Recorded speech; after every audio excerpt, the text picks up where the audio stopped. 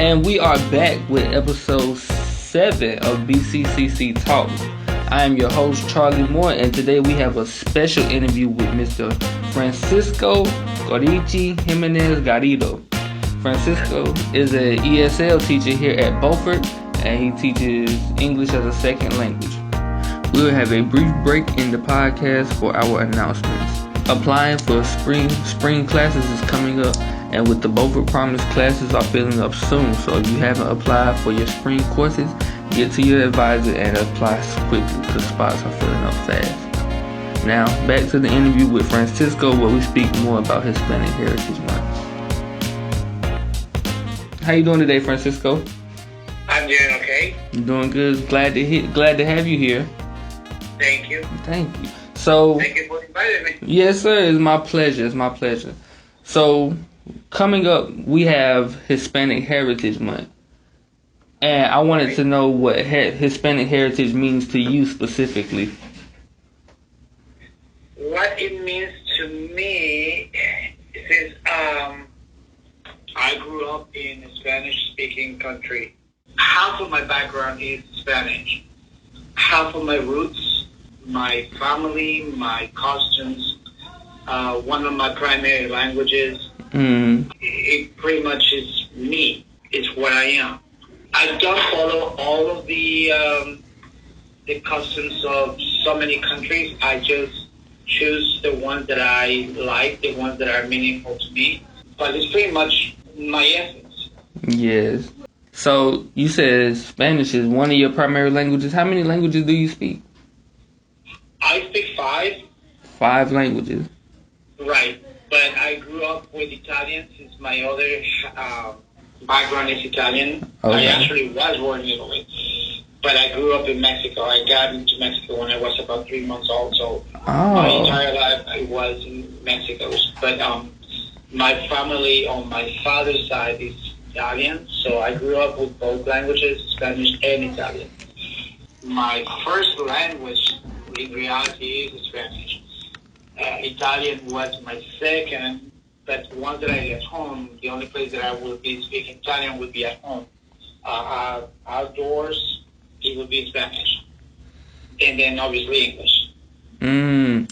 So, speaking Spanish, English, and Italian, what are the other 2 languages you speak? French and Russian. French and Russian. Mr. Garrido, you are a talented man, and we are a few seconds into the interview, and you making me feel bad about myself. You shouldn't, because it was just me. Everyone has their own faith. Yeah. Mine was to be in this business, in this life, to live this kind of life. So you should be proud of who you are. Oh, thank you. So, but with you speaking so many different languages and you being tied down to Little Washington where it's mostly English and Spanish, does it hinder your speaking of the other languages? Well, I've been in North Carolina for the past 35 years of my life. So I've been here for quite a while. I don't really have that many opportunities to really practice all those languages other than if I teach it. You say you've been in North Carolina for the past 35 years? Yes, correct. Francisco, I thought you were only 35. That I was what? I thought you were 35 years old. I didn't even know you were here for 35 years. You really thought so? No. No, I've been here for 35 years. That's a long... I came here as an exchange teacher for only 3 years. And 3 years turned into 10, and then 15, and then 20, then 25, and 35.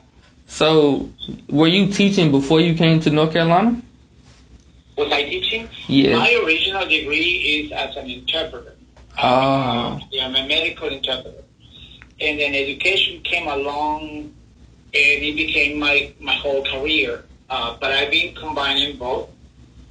Interpreting and teaching in education. Yes. And with you teaching ESL at Beaufort, why do you think that it's important for, Hispanic students and students that don't speak too good of English to come and take your class and get better at it and things like that? Just to clarify, ESL is not just for Spanish speaking. It's for anyone whose language is not English. Okay. But it is important for anyone whose language is not English to be able to convey anything that they need, from telling the doctor what is bothering them to paying their utilities bill to going to any kind of meeting at school for your children. It is important for your daily survival. Forget about living, just surviving, because the lingua franca in this area is English, so the majority speak English. What are some of the things for like more common misconceptions that we have of Hispanic students or people from Mexico? Hispanics in general? Yeah.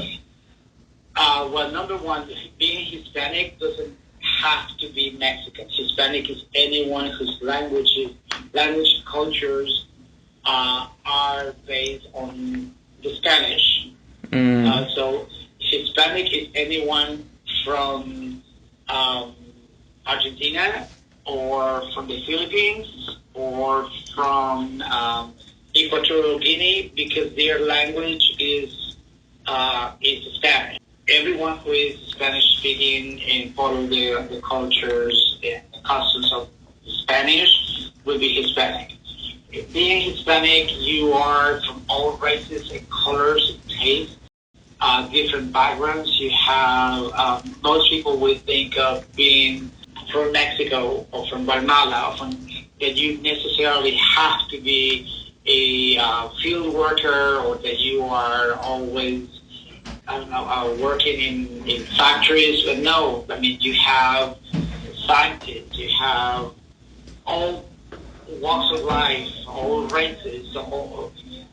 It's just a melting pot, just like in here. It's just that, unfortunately, the media and movies play a huge role portraying these characters that are really not close even to the reality. So my advice is try to go beyond the movies or the TV characters and meet more people, go to different places, travel, go and see what is life really in places like Mexico, but not go to Cancun. Cancun is just for tourists.